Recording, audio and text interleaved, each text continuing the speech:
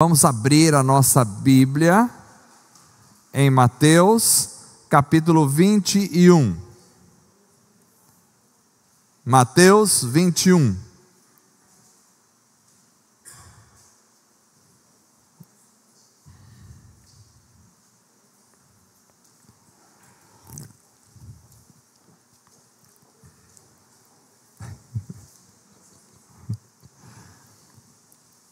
Mateus, capítulo 21.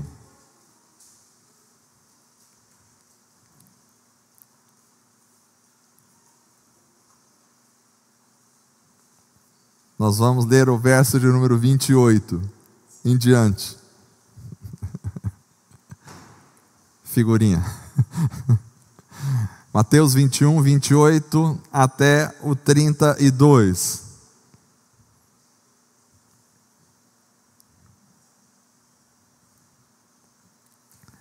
Diz assim a palavra do Senhor: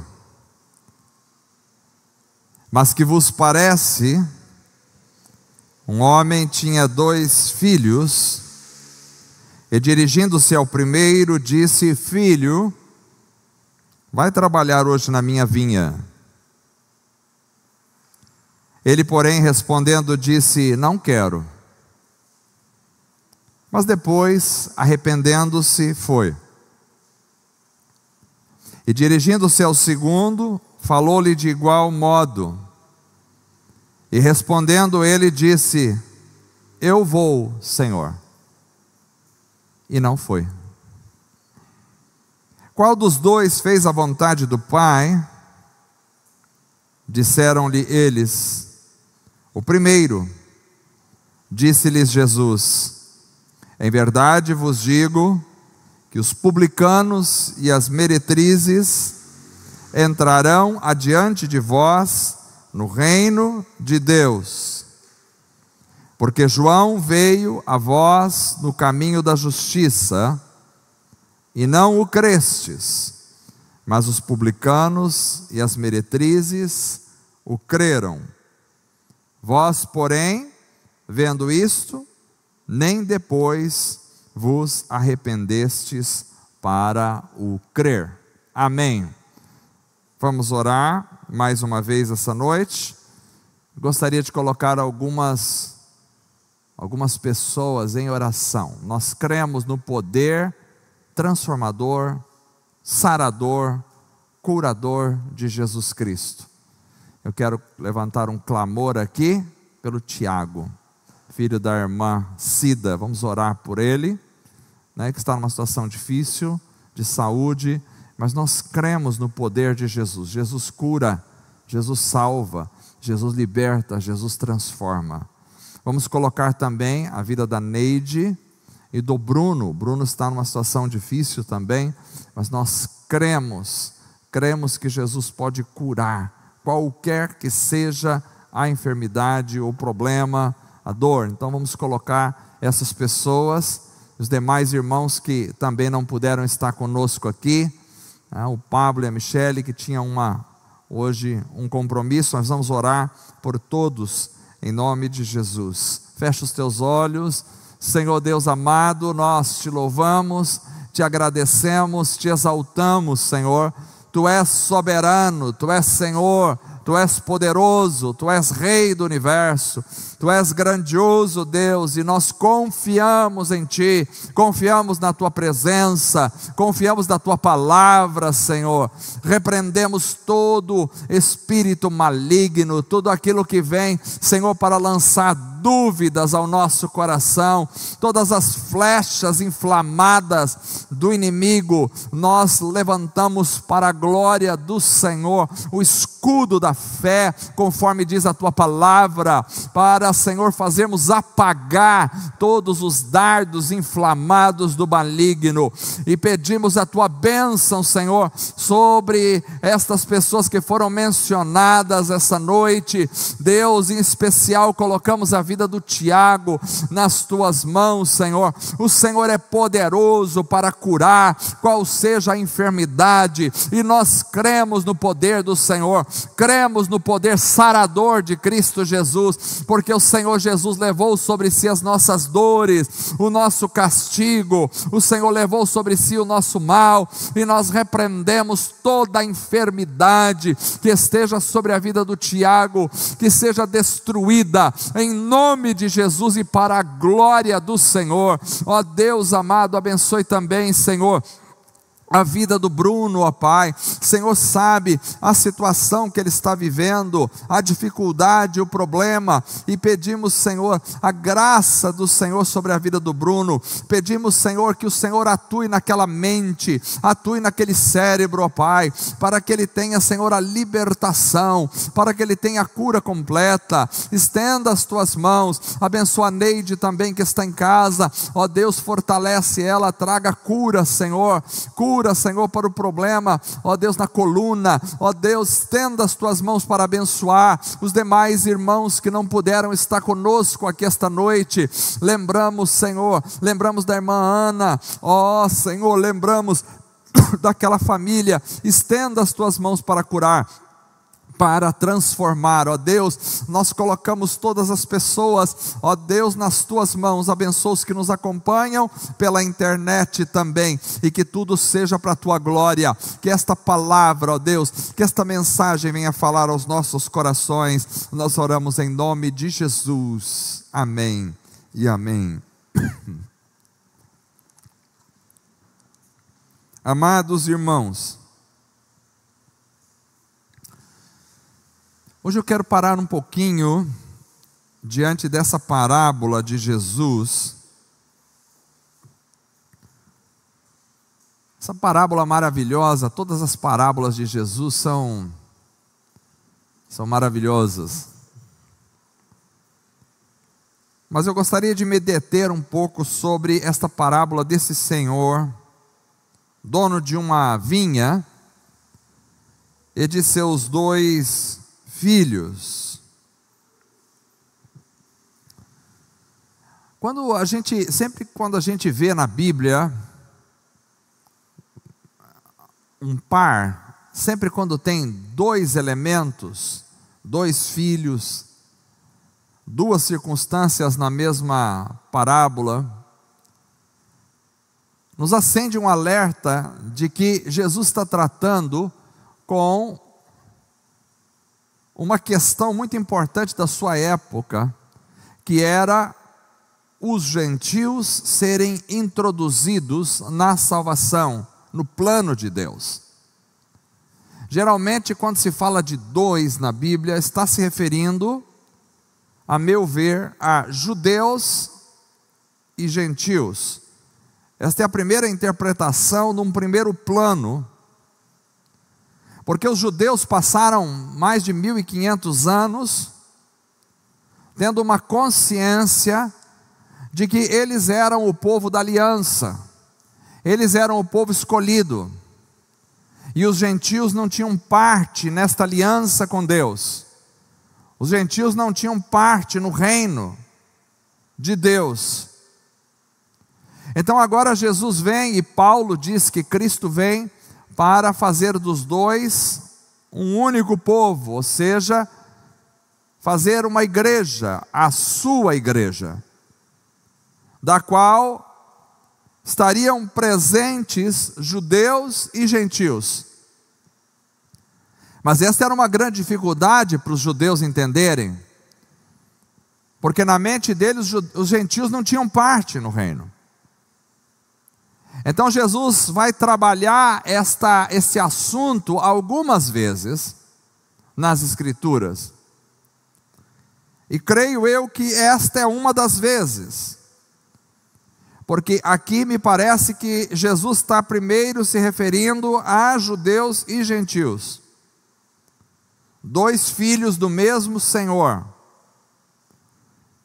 Então o pai chega ao primeiro filho e diz: vai trabalhar hoje na minha vinha. E o filho diz: não quero.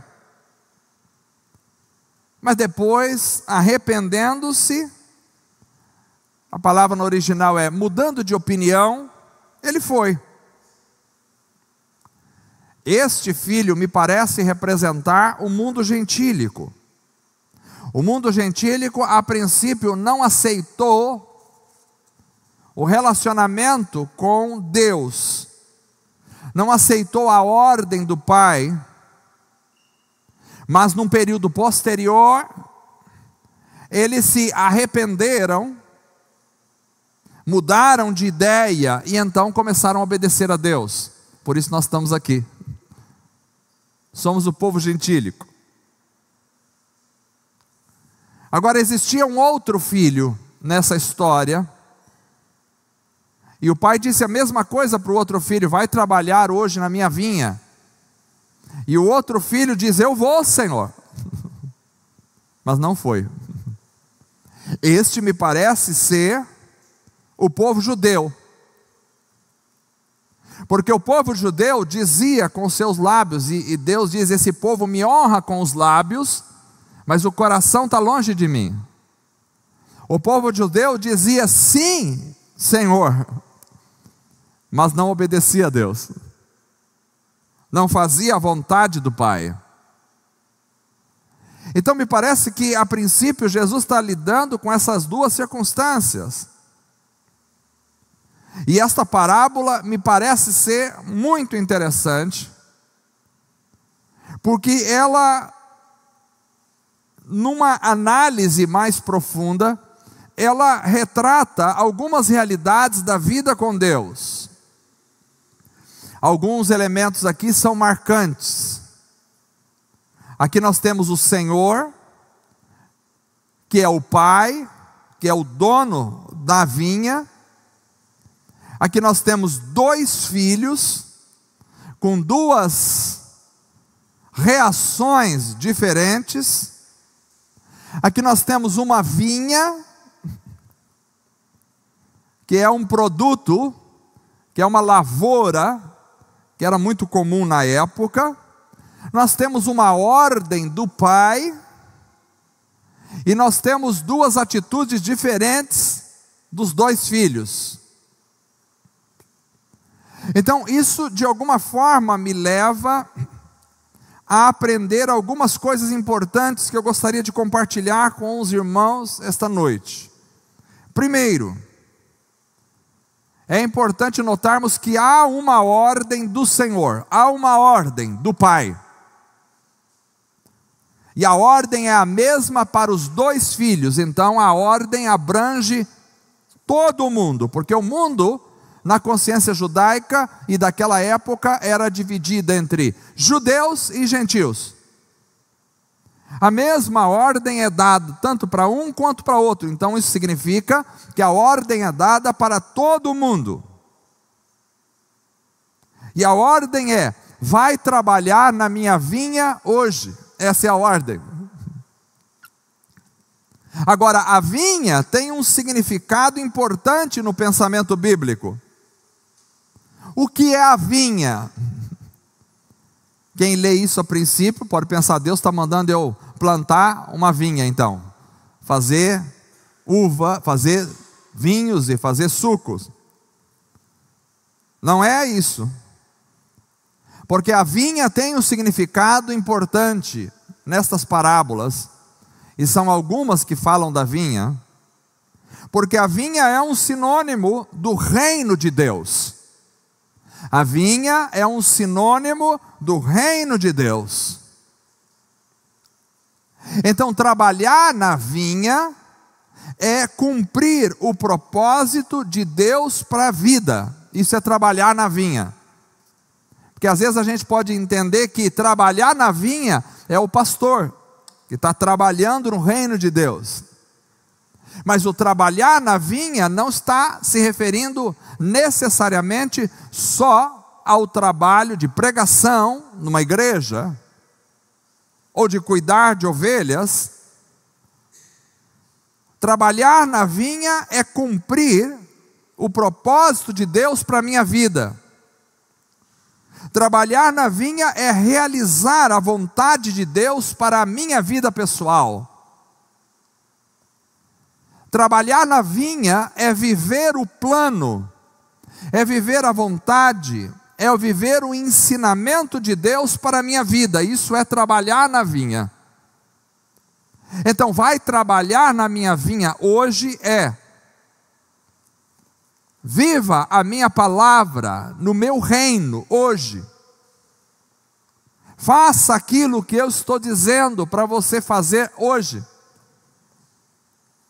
Viva esta realidade profunda da minha revelação na sua vida hoje. Isto é, vai trabalhar na minha vida, na minha vinha. Obedeça a minha palavra. Obedeça os meus propósitos. Viva os meus princípios. Isto é, trabalhar na vinha. Então Deus nos ordena hoje que vivamos sua palavra. Deus nos ordena que expressemos a sua vida neste mundo. Deus nos ordena que nos dediquemos a Ele, que cumpramos o seu propósito. Ou seja, Deus nos dá uma ordem para que trabalhemos em sua vinha, para que vivamos a sua palavra, para que sigamos os seus desígnios. Esta ordem está dada, é a ordem de Deus para nós, porque Deus tem um plano para todos nós, e o seu plano está centrado em sua palavra. O seu plano é que vivamos aquilo que Ele nos ensinou a viver, aquilo que Cristo nos ensinou. O seu plano é que participemos da sua mesa, que é se alimentar das coisas espirituais de Deus para nós. O plano de Deus é que vivamos o seu reino. Porque às vezes a gente fica imaginando, qual é o plano de Deus para a minha vida? Acho que o plano de Deus para a minha vida é que eu me mude para Miami e tenha lá uma grande empresa. Esse não é o plano de Deus para a sua vida. Isso pode até fazer parte de alguma coisa na sua caminhada, mas o plano principal de Deus para a sua vida não é esse, porque tudo isso vai passar e não vai durar muito tempo. O plano de Deus é que vivamos o seu reino. Esta é a ordem dada. A ordem dada é para que sejamos uma família em Cristo Jesus, e que vivamos como uma família, e que nos importemos uns com os outros como uma família, e que amemos uns aos outros, e que sirvamos uns aos outros em amor. Esse é o plano de Deus para nós, para cada um de nós. O plano de Deus é que desfrutemos de suas delícias, daquilo que Deus nos dá, do pão do céu, que é o Senhor Jesus, todos os dias. O plano de Deus é que nos transformemos numa tocha viva, que leve luz a esse mundo perdido, e que leve a mensagem do Evangelho aos corações. O plano de Deus é que espalhemos por todos os lugares onde passarmos o cheiro do conhecimento de Jesus Cristo com a nossa vida. Este é o plano de Deus.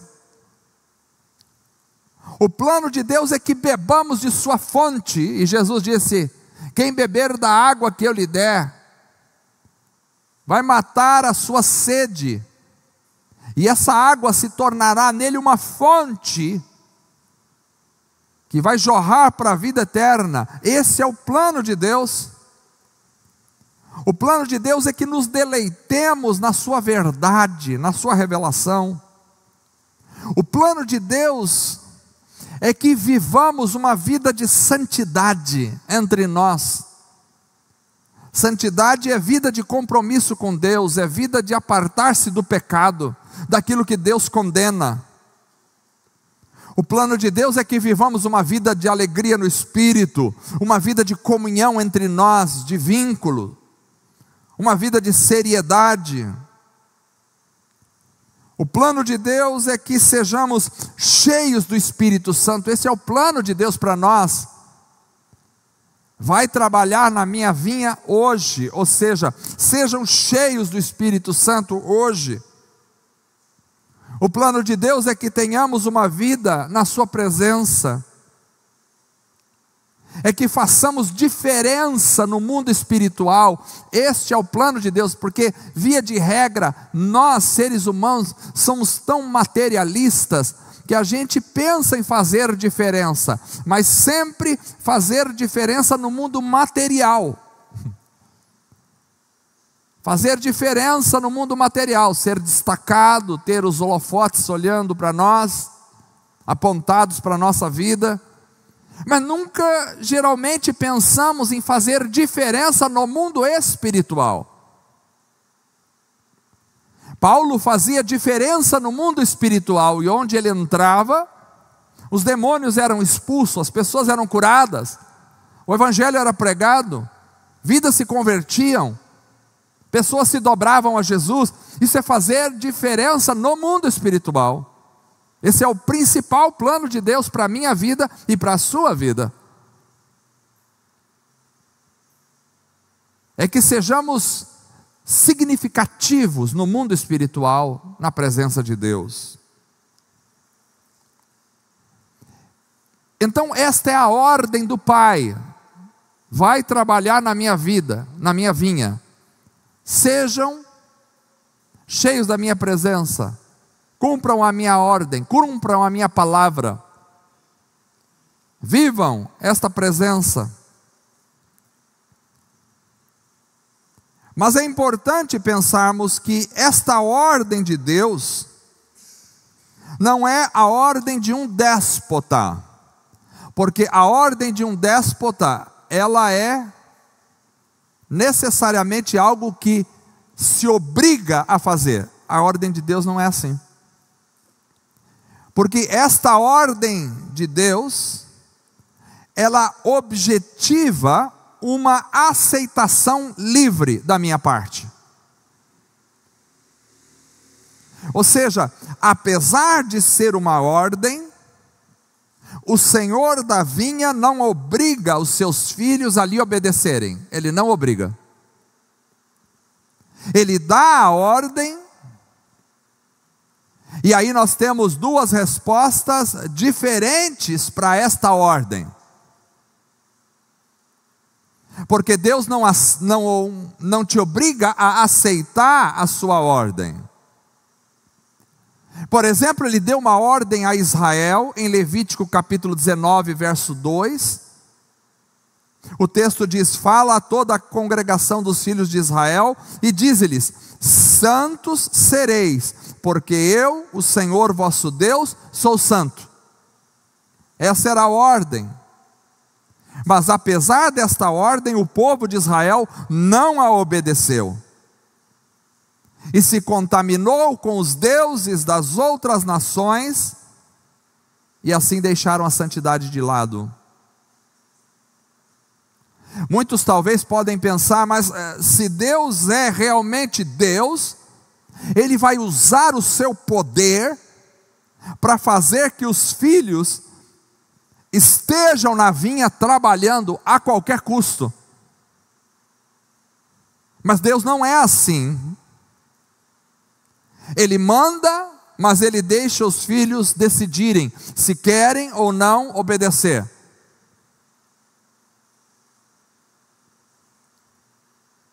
Porém, por trás de cada recusa em obedecer, sempre haverá uma consequência, e essa consequência será devastadora. Então, aqui na parábola, Jesus nos mostra que dois filhos estavam ali. Um obedeceu e o outro não obedeceu. E esta noite eu gostaria de deixar claro que o mundo é feito apenas de dois tipos de pessoas: os que obedecem e os que não obedecem a Deus. Dois tipos apenas de pessoas. Por isso você pode escolher hoje se vai obedecer a ordem de Deus ou se não vai. Você tem essa possibilidade hoje de escolher. Você pode optar, porque Deus ordena, mas não impõe. A escolha é daquele que recebe a ordem, e a escolha é nossa. Deus ordena, mas não obriga.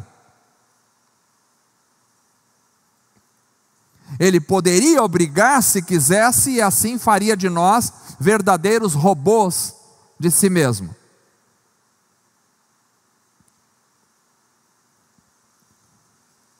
Um pai até pode obrigar um filho a ir à igreja, enquanto ele é criança. Mas quando ele crescer, já não poderá obrigá-lo mais. Apenas indicará o caminho. E ele vai optar se quer ou não. E isso fala do caráter de Deus. Porque Deus é um Deus amoroso, não um déspota. Deus é um Deus gentil. Deus é um Deus que preza pelo relacionamento. E o verdadeiro relacionamento só acontece quando há voluntariedade na obediência. Deus é um Deus fiel, como nós cantamos. Deus é um Deus manso, que busca uma relação autêntica com os seus filhos. Por isso Deus é um Deus paternal.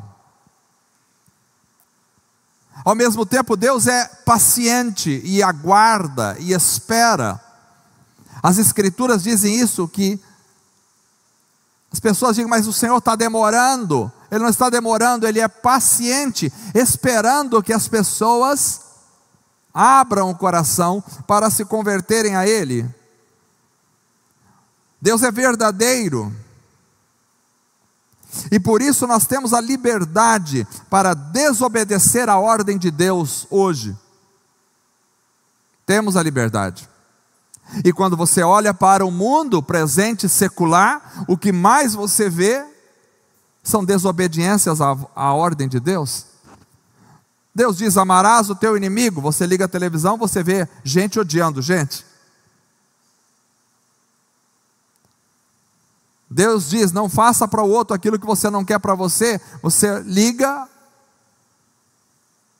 as mídias sociais e você só vê gente fazendo para o outro aquilo que jamais ele gostaria que fizesse para ele. Então é óbvio que a ordem de Deus é amplamente desobedecida no planeta Terra. Porém, nós não podemos nos enganar, porque nós não temos a escolha de que tipo de resultado nós colheremos a partir da nossa decisão. Então nós podemos optar, podemos tomar a decisão entre obedecer ou não obedecer, mas nós não podemos optar entre colher ou não colher os resultados da nossa opção. Não podemos. Então, quando você opta por um caminho, fatalmente você vai colher os resultados daquele caminho. Deus disse a Adão, não coma da árvore do conhecimento do bem e do mal. Mas Adão tinha liberdade, porque Deus não o obrigou a não comer. Por isso Adão tomou a sua decisão, e Deus não o impediu. Assim nós devemos aprender a viver em liberdade de escolha. Esse é o plano de Deus para com o homem. E é muito difícil viver na liberdade. Por isso a maioria das pessoas tem muito mais atratividade pela religião do que pelo evangelho. Porque a religião estabelece regras e normas e obriga as pessoas a viverem aquilo, ou não estão na religião. Por isso as teologias se desenvolvem para dizer que o homem não tem liberdade, Porque é muito difícil viver com a liberdade, é muito difícil. É muito difícil poder opinar, optar, é muito difícil. Via de regra, as pessoas não sabem lidar com a liberdade. Se você disser assim para as pessoas: olha, se você não vier todos os cultos de domingo, e Jesus voltar, você vai para o inferno. Aí a pessoa vem, porque você a ameaçou. Mas se você disser assim: olha, se você faltar um ou outro culto, isso não vai fazer com que você vá para o inferno. Você pode vir quando você quiser. Aí a pessoa não vem mais. Ah, eu posso então decidir em não vir? Pode. E se eu não vir num culto ou dois, um mês sem culto, eu vou para o inferno? Provavelmente não, por isso. Então não venho mais. Passa 5 meses sem aparecer. 1 ano, 2, 3. Porque as pessoas não conseguem lidar com a liberdade. A liberdade é extremamente maravilhosa, mas ela exige responsabilidade. Ela exige interesse, desejo, porque se alguém te obrigar a vir, você até vem, mas sem interesse, sem desejo. Isso não autentica a sua vinda. Mas se alguém disser: tudo bem se você não vier, e você vier, provavelmente você veio porque tem interesse, tem desejo. A liberdade é muito difícil de se lidar. Fizeram um filme uma vez chamado Sonho de Liberdade. E um dos personagens era um homem que estava preso. E ele passou 40 anos ou mais preso. E todos os dias, alguém dizia para ele: hora de acordar. Ele acordava. Hora de comer. Ele comia. Hora de tomar banho. Ele tomava banho. Hora de jantar. Ele jantava. Hora de dormir, ele dormia. Hora de tomar sol, ele ia tomar sol. Hora de voltar para a cela, ele voltava para a cela. 40 anos ou mais. E um dia então, o libertaram da cadeia. E aí ninguém mais falava para ele qual é a hora de acordar, qual é a hora de dormir, qual é a hora de comer, qual é a hora de descansar. E ele foi para um hotel, no filme, e ele se suicidou. Porque ele não sabia lidar com a liberdade. Se o Filho vos libertar, verdadeiramente sereis livres. O Evangelho liberta as pessoas. Quando alguém te diz: você não usa droga, você não usa droga por quê? Eu sou livre para usar, mas não uso, porque também sou livre para não usar.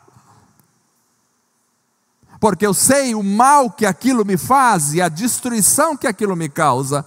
O Senhor me libertou e me libertou para dizer e poder dizer sim para algumas coisas e não para outras coisas. Eu sou livre. O Evangelho é liberdade no coração. Tem pessoas que acham que elas têm a liberdade sempre para não vir, para não fazer, para não orar, para não se dedicar, para não jejuar. Não, sou livre, não preciso jejuar. Sou livre, não preciso mais ir ao culto. Sou livre. Nunca é a liberdade para ir, para fazer.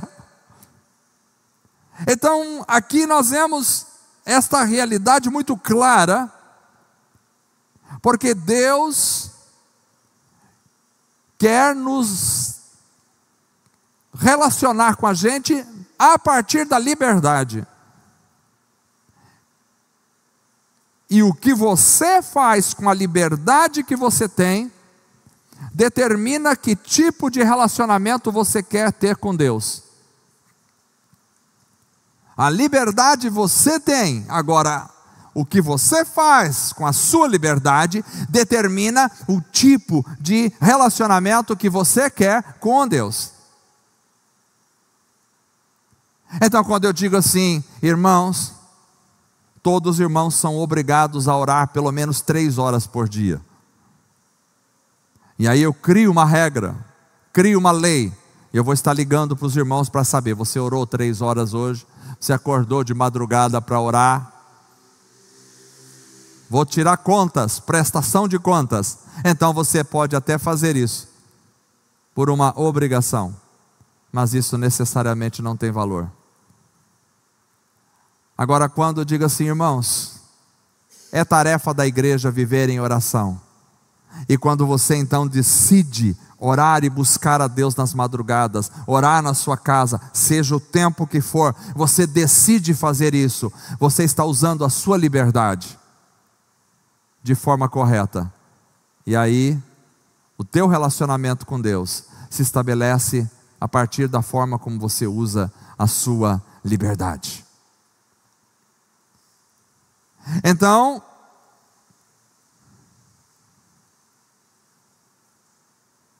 entendemos aqui essa noite que há uma ordem do Senhor, e que esta ordem objetiva uma aceitação livre.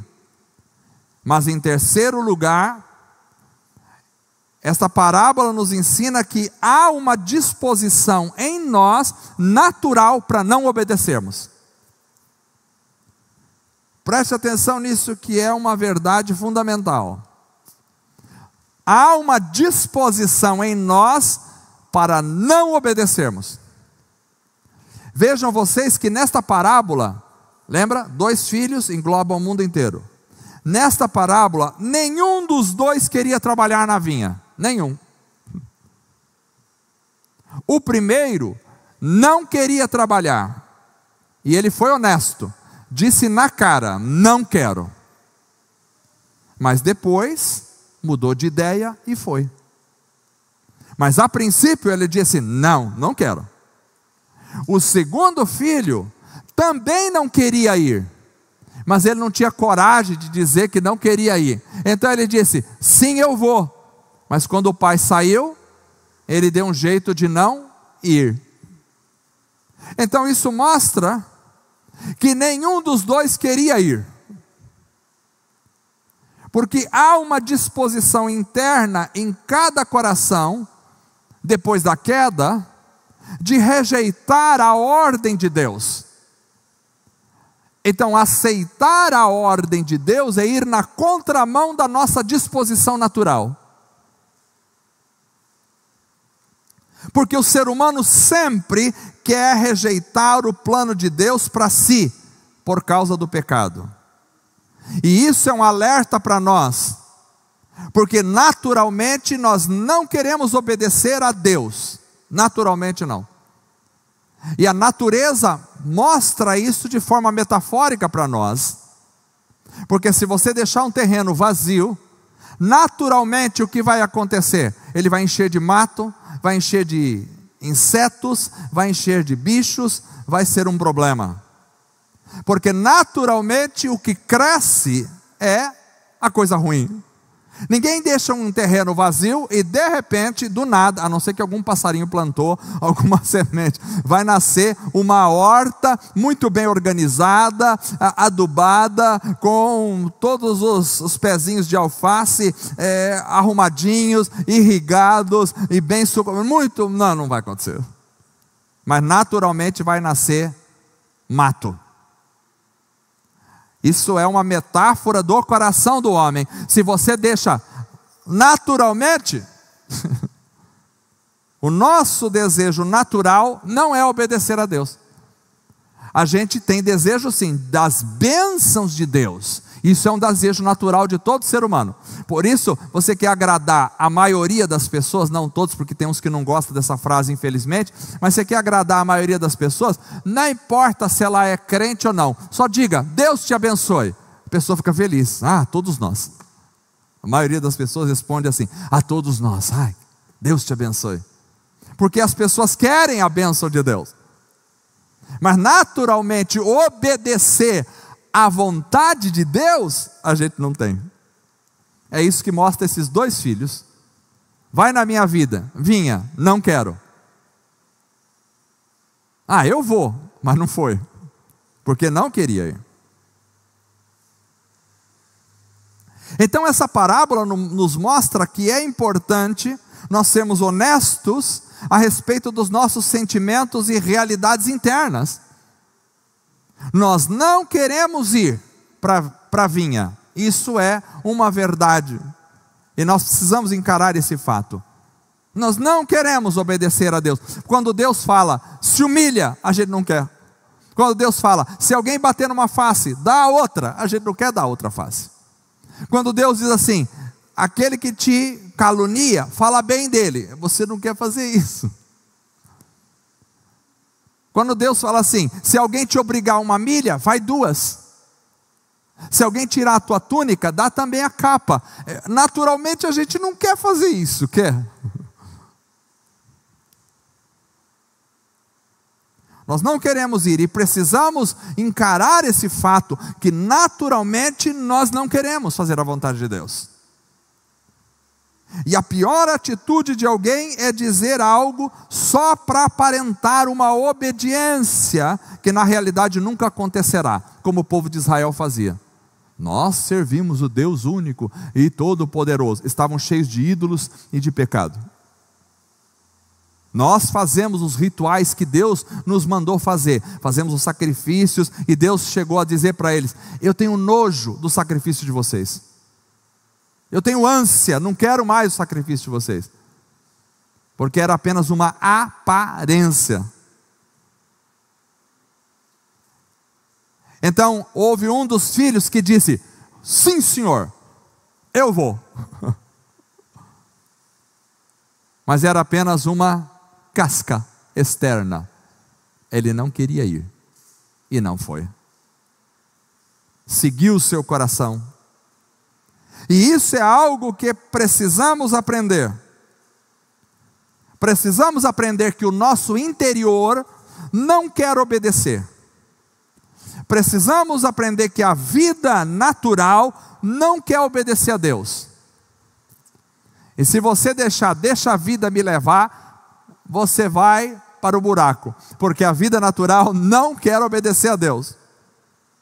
Assim como o corpo naturalmente não quer acordar 6 horas da manhã para fazer exercício físico, não quer, naturalmente não quer. Assim como o corpo naturalmente não quer fazer regime, não quer. Não é assim? Que a nossa tendência é sempre para o erro. Então a vida cristã é uma luta diária contra o eu. Não é fácil trabalhar na vinha, porque tudo em nós convida a gente para não ir para a vinha.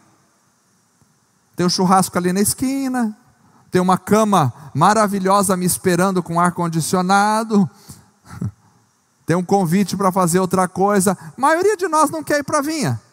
Trabalhar na vinha vai contra a nossa tendência natural, porque a tendência natural é a rebeldia, e o desejo interno é nos revoltarmos contra quem realmente vai fazer aquilo que às vezes a gente não gostaria que fizesse. Por exemplo, nos agredir. O desejo interno é dizer não para Deus. O desejo interno é nunca dar a outra face. A nossa tendência é sempre buscar o contrário da santidade, porque viver a santidade é uma luta constante. Agora, viver contra a santidade, não tem que lutar nada, é só soltar, e a coisa vai para o buraco. Porque trabalhar na vinha é como a ordem de Jesus em Lucas capítulo 9, verso 23, que diz: se alguém quer vir após mim, negue-se a si mesmo, tome a cada dia a sua cruz e siga-me. Negar-se a si mesmo é negar as disposições internas da sua alma. Sabe aquela vontade que dá às vezes, agora eu vou falar, agora vem até a tampa assim em cima, aquele negócio que a gente fica nervoso, vermelho, e agora eu desço do salto, aquela vontade que dá. E aí Jesus disse, vai com humildade.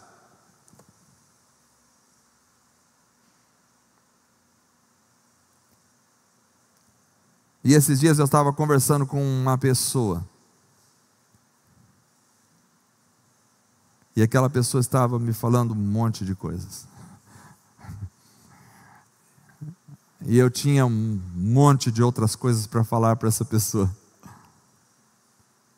mas no meio da conversa, o Espírito Santo falou no meu coração, você tem que se humilhar e agora. E a vontade era falar aquilo que estava aqui dentro. Eu não estava brigando com ninguém, mas a pessoa estava falando algumas coisas e eu queria rebater aquilo. E o Espírito Santo falou, você tem que se humilhar e é agora.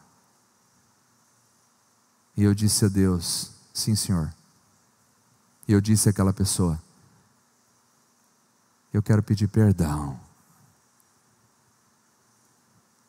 Eu quero pedir perdão. Eu não sou um exemplo não, eu sou um homem como vocês, eu tenho os mesmos desejos que vocês têm às vezes, mesma coisa. Foi muito difícil aquele momento para eu negar a mim mesmo, mas o Senhor disse, faça, e eu digo, amém. E eu me lembrei agora, que eu não faço absolutamente nada, perto do que já aconteceu na história da igreja, porque conheci a história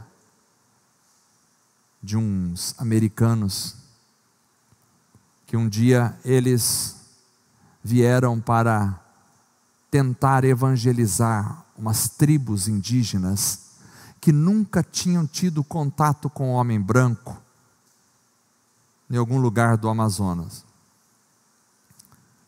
e não era no Brasil, e eles, da Amazônia, né? Não era no Brasil, e eles queriam ter um contato, 2 ou mais evangelistas americanos, e esses homens, eles começaram passando de avião, em cima da tribo, e eles jogavam alguns presentes, para os índios, para tentar uma aproximação daquela tribo que nunca tinha tido contato com o homem branco. Mas Deus tinha colocado no coração deles evangelizar aquela tribo.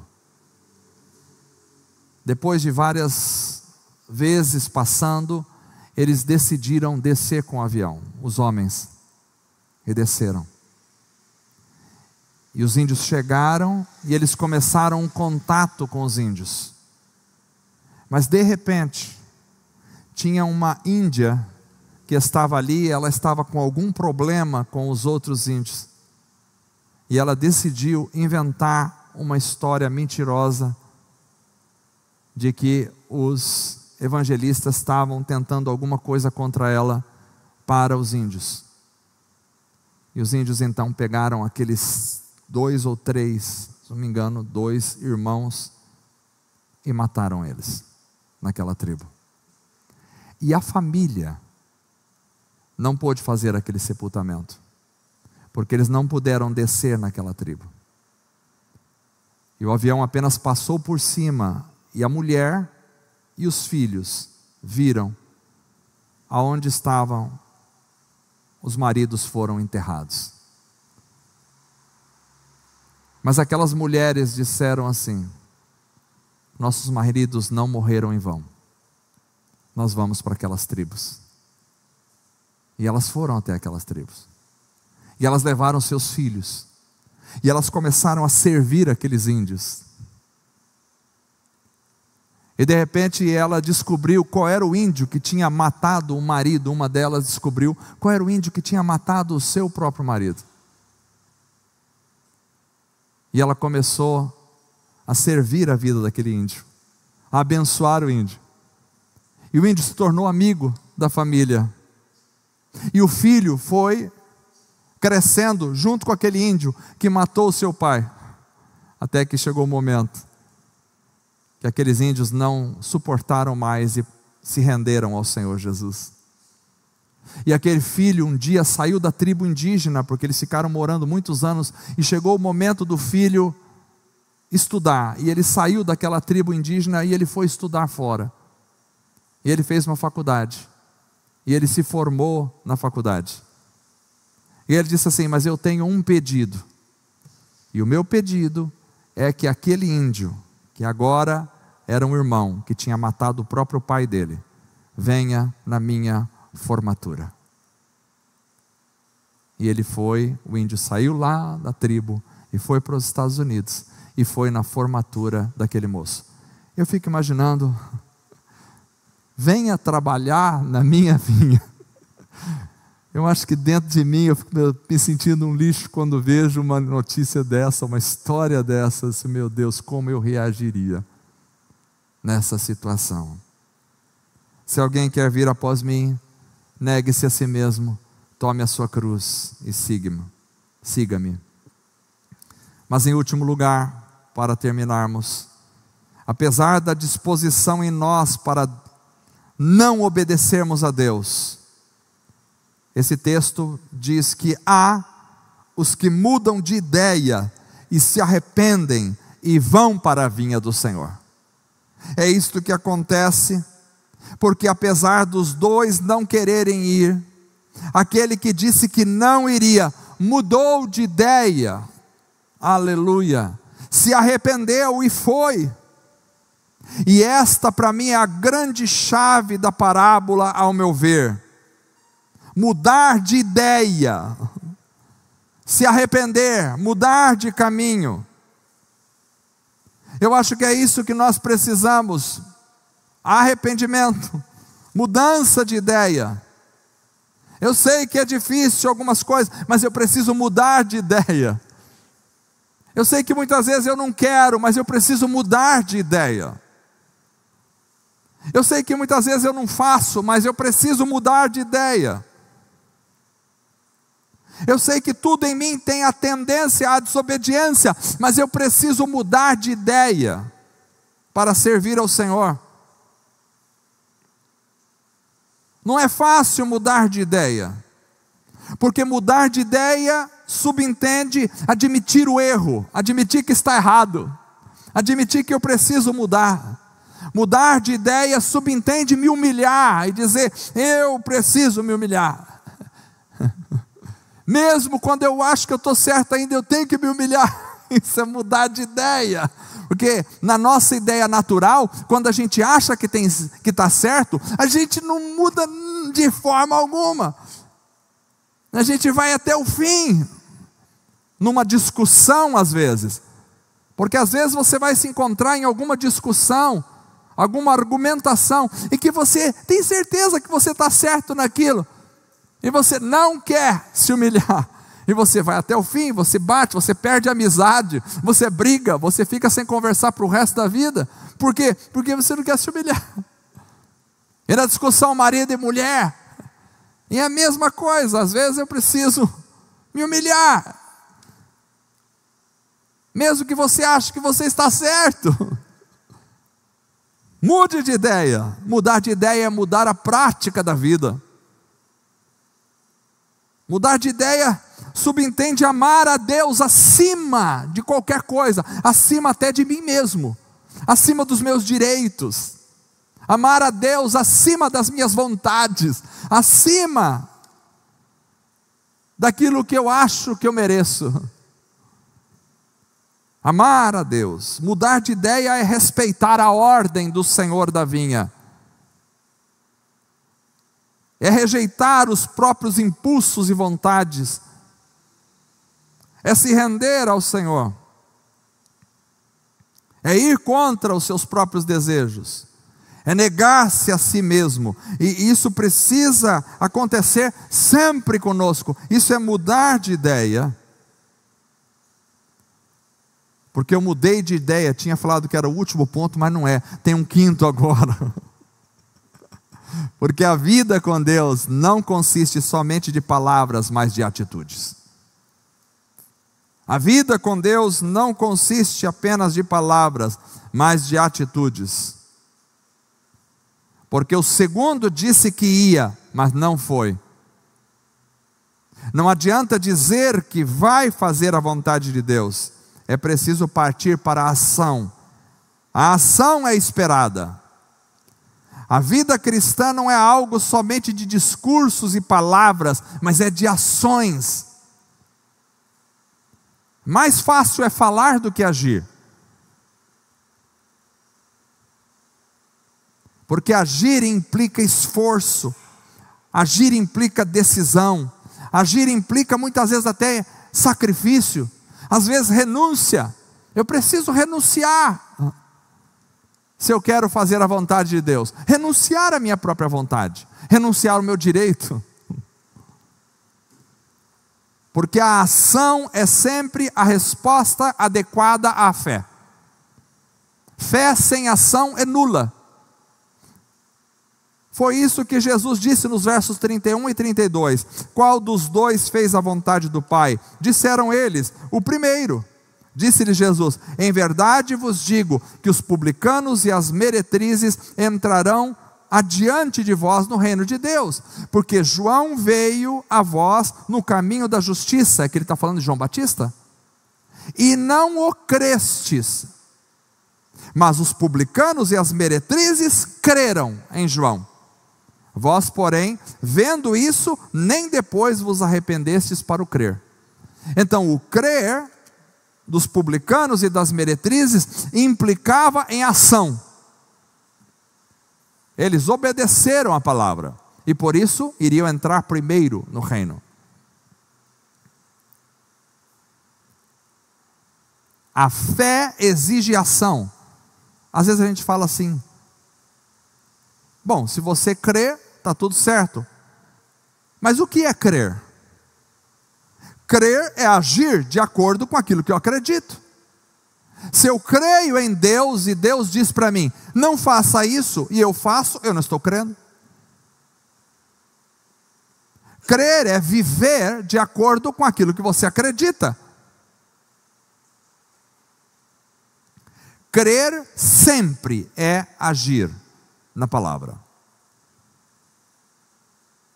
Ele diz, vinde a mim, se eu creio, eu vou. Ele diz, eu sou o caminho, a verdade e a vida. Se eu creio, eu entro por esse caminho. Então a parábola desta noite é uma parábola que nos diz que há uma ordem do Senhor para nós. E esta ordem objetiva sempre uma ação livre. Por isso não espere que Deus vai forçar você a fazer alguma coisa, porque Ele não vai.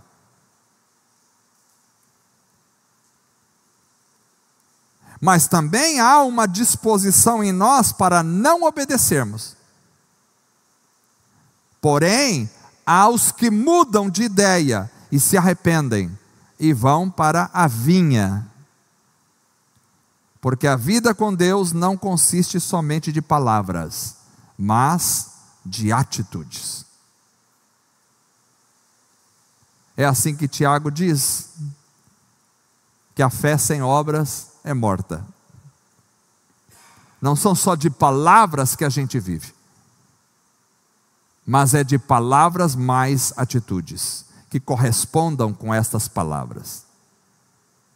Amém, irmãos? Vamos ficar em pé para orar.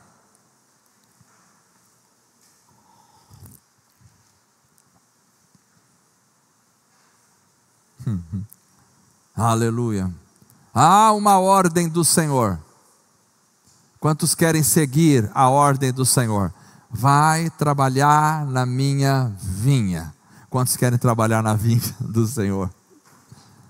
Quantos querem viver a presença de Deus, a alegria do Espírito Santo, desfrutar da mesa do Senhor, viver a presença dEle todos os dias na sua vida? Isto é trabalhar na vinha, é estar num relacionamento profundo com o Senhor. Quantos querem? mesmo diante das nossas mais profundas e mais desejosas pensamentos e ações do coração de não querer, a gente precisa enfrentar isso e dizer: Senhor, faça em mim a tua obra, eu quero, mesmo que dentro do meu coração eu estou com dificuldade para obedecer, mas eu quero e eu vou. E que essas palavras não sejam apenas palavras desconectadas das ações, mas quando você quer, você vai. Quando você quer Jesus, você vai, e ninguém pode impedir você. Quando você quer servir ao Senhor, você vai. Tem pessoas que falam: eu queria tanto, mas não consigo. Não, você não quer, porque quando você quer, você consegue. Você consegue.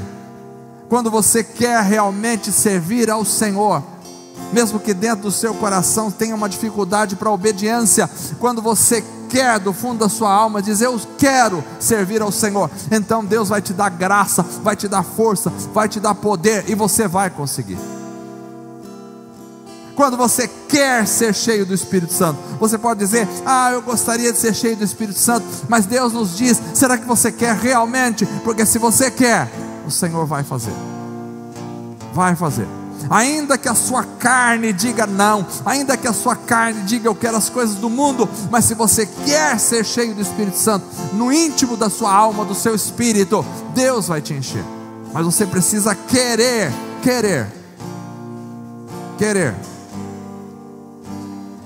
Quando você quer, Deus faz. Deus faz.